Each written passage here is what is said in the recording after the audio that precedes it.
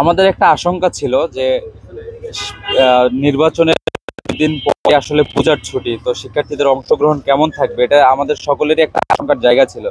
তো আমরা যখন আসলে এখন প্রচার প্রচারণা করছি, তো শিক্ষার্থীদের যে আগ্রহ দেখছি এবং তাদের যে উচ্ছ্বাস দেখছি, তো এতে আমাদের এই সংখ্যাটা কেটে গিয়েছে। আমরা আশা রাখছি যে 80% ভোট কাস্ট হবে ডাকসুতে, এবং সেই সাথে শিক্ষার্থীদের যে উদ্দীপনা উৎসাহ, আমরা যখন আসলে গিয়ে বুঝছি যে ছাত্রসেবী সমর্থিত প্যানেল থেকে এসেছি, তো তারা আমাদের যে আন্তরিকতার সাথে গ্রহণ করছে, যে সহযোগিতাটুকু করছে, আমাদেরকে আসলে এটা খুবই মোটিভেটেড করছে। এবং প্রথম বর্ষ যুক্ত হওয়ার কারণে নির্বাচনে একটি আলাদা রকম একটা উৎসাহ, উদ্দীপনা এবং আনুষ্ঠানিকতা যুক্ত হয়েছে। সবাই অনেক বেশি উচ্ছ্বসিত।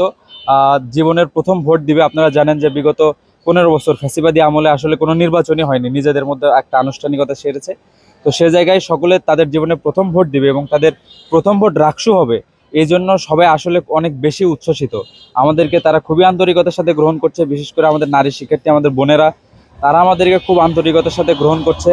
ইভেন এমনও হচ্ছে যে তাদের কাছে আমরা যখন যাচ্ছি, তারা আমাদের কাছে এক্সট্রা এই যে লিফলেট চেয়ে নিচ্ছে যে ভাই আমাদেরকে দেন, আপনারা তো ভেতরে যেতে পারছেন না, আমরা দিয়ে দিব।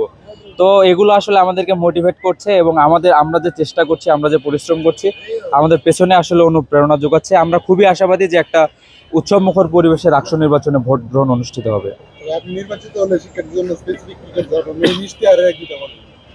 আমরা 12 মাসে 24টি ইশতেহারের অঙ্গীকার করছি।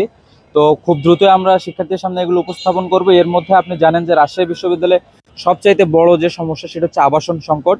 আমাদের রাজশাহী বিশ্ববিদ্যালয় প্রতিষ্ঠার 53 বছর পরেও আসলে আমাদের মাত্র 36% এখানে আবাসন সুবিধা। তো এখানে আমরা চেষ্টা করব যে সরকারের ঊর্ধ্বতন পর্যায় থেকে শুরু করে রাজশাহী বিশ্ববিদ্যালয় প্রশাসনকে সাথে নিয়ে একটা রোডম্যাপ ঘোষণার। এবং আপনি জানেন যে আমাদের অধিকাংশ শিক্ষার্থী এখানে মেসে থাকেন, এবং যেহেতু অধিকাংশ শিক্ষার্থী উত্তরবঙ্গের, তো এখানে আর্থিক সংকট এবং এখানে টিউশনি বা কর্মসংস্থানের সুযোগটা না থাকায় এখানে শিক্ষার্থীরা আর্থিক সমস্যায় ভোগেন। তো আমরা প্রশাসনের কাছে দাবি জানিয়েছি এবং আমাদের ইশতেহারেও রাখছি যে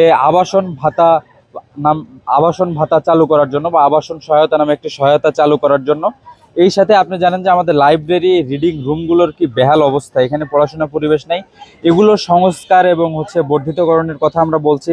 খাবারে ভর্তুকি, আমরা 19 তারিখে রুয়ার কাছে আমাদের অ্যালামনাস বৃন্দের কাছে আমরা স্মারকলিপি দেব, তারা যাতে এটাতে একটা ভূমিকা রাখেন। আমরা চেষ্টা রাখবো যে হলগুলোতে খাবারের মানটা একটু যাতে উন্নত করা যায়, খাবারের উপযোগী থাকে।